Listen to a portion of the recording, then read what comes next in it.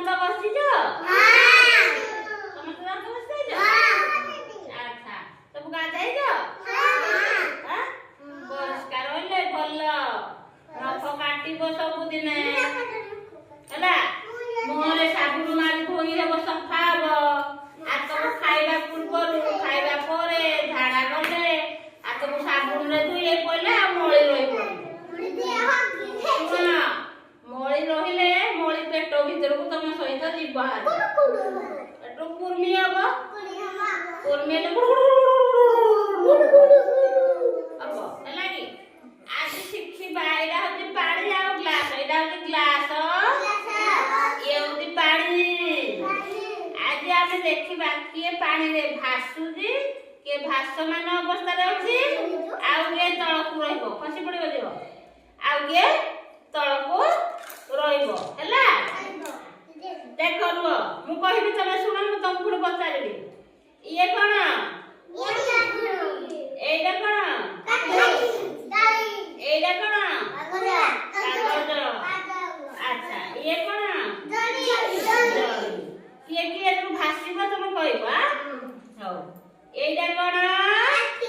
କାଠିଟା ଭାସିବନି, ତଳକୁ ଯିବ। ଇଏ ହେଲା ହାଲୁକା। ଇଏ କଣ? ହାଲୁକା ଯେ ଉପରେ ରହିବ ହେଲା। ଏଇଟା ହଉଛି ଗୁଡ଼ି। ଗୁଡ଼ିଟା କଣ ହେଲା? ଗୁଡ଼ି କଣ ହେଲା? ଗୁଡ଼ି ଗଲା, ତେଣୁ ହେଲା ସିଏ ଭାରି। କଣ? ଭାରି। ଏଇଟା କଣ? କାଗଜ। କାଗଜ କଣ ହେଲା? ଭାସିଲା। ଇଏ ହେଲା ହାଲୁକା। କଣ?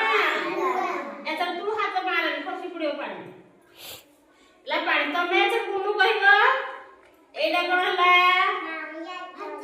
ଭାସିଲା। ଇଏ ହେଲା କଣ? ହାଲୁକା ନା ଭାରି? ହାଲୁକା। ଲଗ୍ନା କହିବ। ଏଇଟା ମୁଁ ମୁଢି ପକଉଛି, ମୁଢି କଣ ହେଲା? ଏ ଭାରି ନା ହାଲୁକା? କୋଉଟା ଭାରି ନା ହାଲୁକା? ଭାରି ଯେ ତଳକୁ ବୁଡିଯିବ।